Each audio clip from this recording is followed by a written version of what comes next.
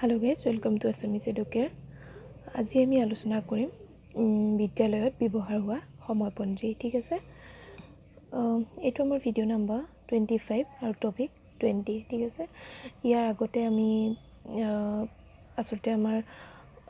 19টা topic আলোচনা কৰা হৈ গৈছে পেডাগজিৰ, আৰু সেইখিনি যদি আপোনালোকে চোৱা নাই তেতিয়াহ'লে আমাৰ educational pedagogy and child development বুলি এটা প্লেলিষ্ট আছে, তাত গৈ আপোনালোকে সেই বাকী ভিডিঅ'খিনি চাব পাৰিব। এইখিনি অকল টেট চিটেট আৰু অন্যান্য শিক্ষণৰ লগত জড়িত এক্সামসমূহ দিবৰ বাবে আচলতে অতি দৰকাৰী হয়, সেইকাৰণে আপোনালোকে চাব। আৰু ইয়াৰ আগতে আমি টপিক 19ত আমি আলোচনা কৰিছিলোঁ পাঠ পৰিকল্পনাও এটা বহুত দৰকাৰী বিষয় হয়, ইয়াৰ পৰা বহুত কুৱেশ্যনো আহে, আৰু সেইটো আমাৰ টপিক নাম্বাৰ 19 আছিল ঠিক আছে। আজি আমি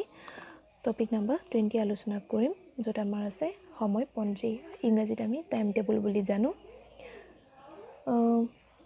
আচলতে বিদ্যালয়ত যি সময়পঞ্জী থাকে দৈনিকো থাকে আৰু সাপ্তাহিকো থাকে, এইটো আমি জানোৱেই।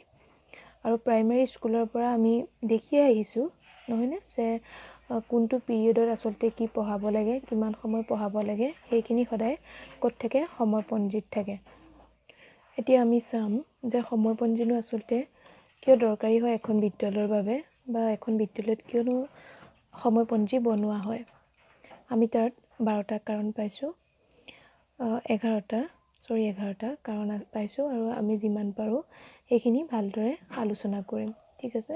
প্ৰথমটো আছে প্ৰিন্সিপল। আচলতে সময়পঞ্জী কোনো এটা সংজ্ঞা বুলি এটা বিশেষ সংজ্ঞা নাই, কিন্তু এইখিনি যেতিয়া আমি পঢ়িম তেতিয়া আমি বুজি পাম আচলতে যে সময়পঞ্জীনো কিয় দৰকাৰী হয় বা কিয় বনোৱা হয়। প্ৰথমটো আছে প্ৰিন্সিপল অফ ডিভিজনক আচলতে বিভাজন বুলিও কোৱা হয় অসমীয়াত। ডিভিজন কি হয়, প্ৰত্যেক দিনা প্ৰতিটো ছাবজেক্ট যাতে এজন শিক্ষকে পঢ়াব পাৰে, প্ৰতিটো সময় যাতে মিলাব পৰা হয় ঠিক আছে। ধৰা সদায় ছায়েন্সেই পঢ়াই থাকিব এজন শিক্ষকে, মেথছটো থাকি যাব, তেনেকুৱা নহয়। প্ৰতিটো ছাবজেক্টেই প্ৰতিদিনা যাতে পঢ়াব পাৰে, সেইকাৰণে কি হয়, ধৰা টাইম টেবুল সময়পঞ্জী বিদ্যালয়ৰ বাবে দৰকাৰী হয়। আচলতে এটা দিনত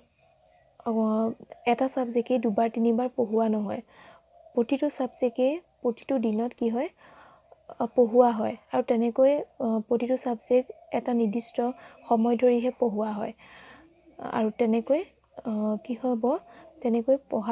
পঢ়াবলৈ সদায় কিহৰ দৰকাৰ হ'ব, সময়পঞ্জী বনাব লাগিব। সময়পঞ্জীৰ দ্বাৰা মানে গোটেই দিনটোত কি পঢ়াব, কেনেকৈ পঢ়াব, তেনেকৈ এটা প্ৰণালীবদ্ধভাৱে শিক্ষণ কাৰ্য এটা কৰা যাব। তাৰপিছত আছে প্ৰিন্সিপল অফ প্লেনিং। সময়পঞ্জীৰ পৰা কি হয়, এটা প্লেন বনাব পাৰি। ধৰা এটা প্লেনিং হৈ যায় দিনটোৰ বাবে, যে কোন সময়ত কি পঢ়াব, কিমান টাইম পঢ়াব ঠিক আছে। প্ৰতিটো শ্ৰেণীতে আচলতে কিমান টাইম পঢ়াব, তেনেকৈ গোটেই দিনটো এটা শিক্ষণ কাৰ্য এটা শৃংখলাবদ্ধভাৱে কৰিব পাৰিব। তাৰপিছত আছে প্ৰিন্সিপল অফ ফ্লেক্সিবিলিটি আচলতে কি হয়, যে ই সদায় ফিক্স নহয় ঠিক আছে, ইয়াক চেঞ্জ কৰিব পৰা যায়। যিকোনো কাৰণত কিবা এটা অসুবিধা হ'লে ইয়াত কি কৰিব পাৰি, ফ্লেক্সিবিলিটি আনিব পাৰি। তাৰপিছত আছে প্ৰিন্সিপল অফ ফেটিক। যি আচলতে শিশু আছে, সি কি হয়, এটা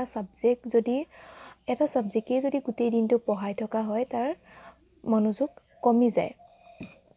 পঢ়াকেইটা আমি চিন্তি লৈছোঁ, নহ'লে খেলি মেলি হৈ যাব। ই কি হয়, ধৰা এটা শিশুক যদি এটা ছাবজেক্টেই দিনটো পঢ়াই থকা হয়, তেতিয়া তাৰ মনোযোগ কমি যায়, সি ভাগৰুৱা হৈ যায়। সেইকাৰণে টাইম টেবুলৰ দ্বাৰা আচলতে কি হয়, প্ৰতিটো ছাবজেক্ট পঢ়াবৰ কাৰণে এটা নিৰ্দিষ্ট সময় থাকে। তেনেকৈ এটা দিনত সকলো বিষয় আচলতে ধৰা পঢ়োৱা হয়, এটা চেঞ্জ আহে। যদি এটা দিনত আমি অকল এটা ছাবজেক্টেই ছাত্ৰ ছাত্ৰীক পঢ়াই থাকোঁ, তেতিয়া কি হ'ব, তাহাঁতে সেই পঢ়াত ধৰা তাহাঁতৰ মনোযোগ কমি যাব, তাহাঁতি সোনকালে ভাগৰুৱা অনুভৱ কৰিব কিন্তু যেতিয়া প্ৰতিটো ছাবজেক্টেই পঢ়াই থকা যাব সকলো বিষয়ে মানে চেঞ্জ কৰি পঢ়াই থকা যাব তেতিয়া তাহাঁতি ভাগৰুৱা অনুভৱ নকৰিব আৰু তাহাঁতৰ ধৰা পঢ়াত মনোযোগ বৃদ্ধি পাব তাৰপিছত আছে প্ৰিন্সিপল অফ ৰিক্ৰিয়েশ্যন ইয়াত কি হয় আচলতে মনোৰঞ্জনৰ বাবে সদায় co-curricular এক্টিভিটি কৰিবলৈ দিব লাগে তাহাঁতি আচলতে যেতিয়া তাহাঁতে তেনেকুৱা কৰিলে তাহাঁতৰ কি হ'ব পঢ়াত ধৰা আগ্ৰহ বাঢ়িব আৰু সদায় যেতিয়া আগ্ৰহ আচলতে বাঢ়িলেহে তেহেঁতৰ কি হ'ব পঢ়াত যেতিয়া তেহেঁতে মনোৰঞ্জন পাব তেতিয়া আগ্ৰহ যেতিয়া বাঢ়িব তেতিয়া তেহেঁতৰ কি হ'ব পঢ়াত তাহাঁতৰ ইণ্টাৰেষ্টটো বাঢ়িব সেয়েহে সদায় ছাত্ৰ ছাত্ৰীসকলক কি কৰিব লাগে ক্ৰিয়াকলাপ কৰিবলৈ দিব লাগিব তাৰপিছত আছে প্ৰিন্সিপল অফ ক্ৰিয়েশ্যন শিশুৰ যি আচলতে সৰ্বাংগীন বিকাশ হয় তাহাঁতৰ অল ডেভেলপমেণ্ট হয় তাক কৰিব লাগিব ঠিক আছে ইয়াৰ পৰা কি ধাৰণা কৰিব পাৰি যে শিশুটোৱে কিমানখিনি শিকিব পাৰিলে ধৰা এজন শিক্ষকে মেথছৰ ক্লাছ বেছিকৈ কৰিছিল আৰু ছায়েন্সৰ ধৰা মেথছৰ ক্লাছ বেছিকৈ কৰি দিছিল আৰু যেতিয়া শিক্ষকে গম পালে যে মেথছৰ জ্ঞান তাহাঁতৰ ধৰা নিৰ্মাণ হৈছে তেতিয়া কি কৰিব তাহাঁতি যেতিয়া এজন শিক্ষকে এইখিনি গম পালে যে তেহেঁতক যিমানখিনি ধৰা মেথছ শিকালে সেইখিনি ধৰা তাহাঁতি সেইখিনি শিকিব পাৰিছে তাহাঁতৰ জ্ঞান নিৰ্মাণ হৈছে তেতিয়া মেথছৰ পিৰিয়ড কম কৰি দিব আৰু কি কৰিব বেলেগ এটা ছাবজেক্ট ধৰা ছায়েন্স ইংলিছ আৰু পিৰিয়ড এজন শিক্ষকে বঢ়াই দিব যাতে আকৌ ছায়েন্স বা ইংলিছৰ জ্ঞান তাহাঁতি পায় ঠিক আছে তাহাঁতৰ যাতে আকৌ ছায়েন্স ইংলিছৰ জ্ঞান নিৰ্মাণ হ'ব তেনেকৈ এজন শিক্ষকে সদায় কি কৰিব লাগিব অভাৰঅল ডেভেলপমেণ্ট কৰিব লাগিব তাৰপিছত আছে principle of practice and revision সদায় কি হয় সময়পঞ্জী যেতিয়া বনাব ইয়াৰ ওপৰতো দৃষ্টি ৰাখিব লাগিব যাতে প্ৰেক্টিছ কৰিব শিশুৱে টাইম পায় যাতে সেইখিনি পুনৰাবৃত্তি হয় ধৰা এজন শিক্ষকে এটা ইংলিছৰ ক্লাছ কৰিলে নেক্সট দিনা এটা বিষয় তেতিয়া আৰম্ভ কৰিব যেতিয়া প্ৰথম দিনা আচলতে যিখিনি শিক্ষকে পঢ়ালে সেইখিনি দ্বিতীয় দিনা সেইখিনি কি কৰিব প্ৰথমে সেইখিনি পুনৰাবৃত্তি কৰিব তেতিয়া জানিব পাৰিব যে আচলতে তাহাঁতি প্ৰথম দিনা শিকোৱাখিনি কিমান বুজিলে আৰু বাকী থাকিলে যদি তাহাঁতি সেইখিনি ভালকৈ বুজি পোৱা নাই সেইখিনি আৰু শিকিবলৈ বাকী থাকিলে সেইখিনি ধৰা শিক্ষকে আকৌ শিকাব এইটো আচলতে কি হয় আৰু সদায় কি হয় একে লেঠাৰিয়ে কেইবাটাও বিষয় সদায় পঢ়াই থাকিব নালাগে ঠিক আছে কিবা এটা আৰু যিখিনি আচলতে বাকী থাকিলে কিবা সেইখিনি ধৰা শিকাব আকৌ এইটো নহয় যে একে লেঠাৰিয়ে কেইবাটাও বিষয় পঢ়াব সদায় কি কৰিব লাগিব আজি যিটো বিষয় পঢ়ালে কাইলৈ আকৌ সেইটো বিষয় যেতিয়া আকৌ এজন শিক্ষকে কাইলৈ যিটো ক্লাছ কৰিব আজি শিকোৱাখিনি কাইলৈ ক্লাছটো কৰাৰ আগত আজি শিকোৱাখিনি প্ৰথম ৰিভিজন কৰি ল'ব তাৰপিছতে কাইলৈ যিখিনি শিকাবলগীয়া সেইখিনি শিকাব একে লেঠাৰিয়ে কি কৰিব কেইবাটাও বিষয় পঢ়াব নালাগে তাৰপিছত আছে প্ৰিন্সিপল অফ ৱাৰ্মিং আপ কি হয় প্ৰতিটো শ্ৰেণীতে এটা ক্ৰম অনুসৰি শিক্ষা দিয়া হয় প্ৰথমটো ক্লাছতে এজন শিক্ষকে জটিলখিনি দি নিদিয়ে আচলতে ধৰা প্ৰথমতে আমি গোটেইখিনি যদি এই গোটেইখিনি আমি চাই আহোঁ তেতিয়া আমি কি গম পাওঁ যে ই চাইল্ড চেণ্টাৰ্ড এডুকেশ্যনৰ ওপৰত বেছ বনাই কৰা হৈছে কিন্তু আমাৰ এতিয়াও বিদ্যালয়সমূহত ইয়াৰ কি দেখা যায় অপজিটখিনিহে আচলতে দেখা যায় এতিয়াও কি হৈছে শিক্ষককেন্দ্ৰিক শিক্ষাহে আমাৰ বিদ্যালয়সমূহত হৈ আছে কিন্তু এই তৎপৰতা আমাৰ এই ৱাৰ্মিং আপ মানে তৎপৰতা এইটো অসমীয়াত তৎপৰতা সিদ্ধান্ত বুলিও কয় এই যি আচলতে তৎপৰতা সিদ্ধান্ত ই আচলতে কি হয় এটা ক্লাছ কৰিব যোৱাৰ আগত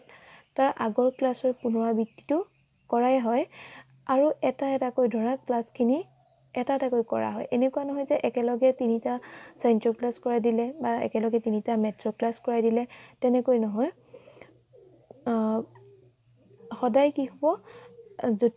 সহজৰ পৰা ধৰা জটিললৈ তেনেকৈ আগবঢ়াই নিব শিক্ষা কাৰ্যটোক প্ৰথমে ধৰা জটিলখিনি দি নিদিয়ে ঠিক আছে তেনেকৈ সময়পঞ্জীও বনাওঁতে মানে এটা নিৰ্দিষ্ট ক্ৰম অনুসৰি বনাব লাগিব তাৰপিছত আছে প্ৰিন্সিপল অফ অভাৰঅল ডেভেলপমেণ্ট সদায় এনেকুৱা ধৰণে সময়পঞ্জীবোৰ বনাব লাগে যাতে ছাত্ৰ ছাত্ৰীয়ে কি হয় ছাত্ৰ ছাত্ৰীৰ অভাৰঅল ডেভেলপমেণ্ট হয় ঠিক আছে অকল তেহেঁতক পঢ়াই থকাটোৱে শিক্ষকৰ উদ্দেশ্য নহয় তেহেঁতক শাৰীৰিকভাৱেও তেহেঁতি বিকাশ লাভ কৰিব লাগিব তেহেঁতি মানসিকভাৱেও বিকাশ লাভ কৰিব লাগিব সকলো দিশতে নৈতিক দিশতো ঠিক আছে তেনেকৈ অভাৰঅল তেহেঁতৰ ডেভেলপমেণ্ট হ'ব পৰাকৈ সময়পঞ্জী বনাব লাগিব তাৰপিছত আছে প্ৰিন্সিপল অফ ৰেষ্ট ঠিক আছে টাইম টেবুল বনাওঁতে এইটোও ধ্যান ৰাখিব লাগে যাতে কি হয় পঢ়াৰ লগতে যাতে ছাত্ৰ ছাত্ৰীয়ে ৰেষ্টটো পায় যাতে তাহাঁতি বিশ্ৰাম কৰিবলৈও কি হয় সময় দিয়া হয় তাহাঁতক সেইকাৰণে আৰু সেই সময়ত কি কৰিব লাগে শিক্ষাৰ লগত ধৰা জড়িত যিকোনো তেনেকুৱা চলচ্চিত্ৰ আদি এজন শিক্ষকে দেখাব পাৰে আৰু তেনেকুৱাকৈ সুবিধা ৰাখি মানে সময়পঞ্জী বনাব লাগিব তাৰপিছত আছে principle of importance of local needs and climate সদায় কি কৰিব লাগে সময়পঞ্জী বনাওঁতে আচলতে এখন বিদ্যালয় যিহেতু বনায় সেইকাৰণে স্থানীয় জলবায়ু অনুসৰিও মানে বিদ্যালয়খন য'ত থাকিব তাৰ যি আচলতে স্থানীয় জলবায়ু হ'ব তাৰ অনুসৰি কি কৰিব লাগে সময়পঞ্জী বনাব লাগিব ধৰা ঠাণ্ডা দিনত এতিয়া 8 বজামানলৈকে যিহেতু 6 মান বজালৈকে যিহেতু কুঁৱলী থাকেই নহয়নে আৰু সেই সময়ত কি কৰিব লাগিব 6 মান বজাৰ পৰাইতো ক্লাছ ষ্টাৰ্ট কৰি দিলে নহ'ব সেইকাৰণে কি কৰিব লাগিব এটা নিৰ্দিষ্ট ধৰা জলবায়ু অনুসৰিও ধৰা এটা তেনেকৈ সময়পঞ্জী বনাব লাগিব ঠিক আছে এইখিনি আছিলে আমাৰ সময়পঞ্জীৰ টাইম টেবুলৰ প্ৰিন্সিপলসমূহ নিশ্চয় আপোনালোকে বুজি পালে যে কি আচলতে সময়পঞ্জী বনাওঁতে আমাৰ কি কথাত আচলতে গুৰুত্ব দি বনোৱা হয় বা আমাৰ সময়পঞ্জী আমাৰ কিয় দৰকাৰ আৰু এনেকৈ ইয়াৰ পিছত আমি পেডাগজিৰ এটা অতি দৰকাৰী বিষয় যে সৰ্বশিক্ষা অভিযানৰ বিষয়ে আলোচনা কৰিম আৰু সেই ভিডিঅ'সমূহ পাই থাকিবৰ বাবে আপোনালোকে আছামিজ এডুকেয়াৰ চেনেলটো ছাবস্ক্ৰাইব কৰি ল'ব আৰু যদি আপোনালোকৰ ভিডিঅ'টোৱে অলপমান সহায় কৰিছে বুলি ভাবে অলপমান যদি ভাল লাগিছে তেতিয়াহ'লে লাইক কৰিব ধন্যবাদ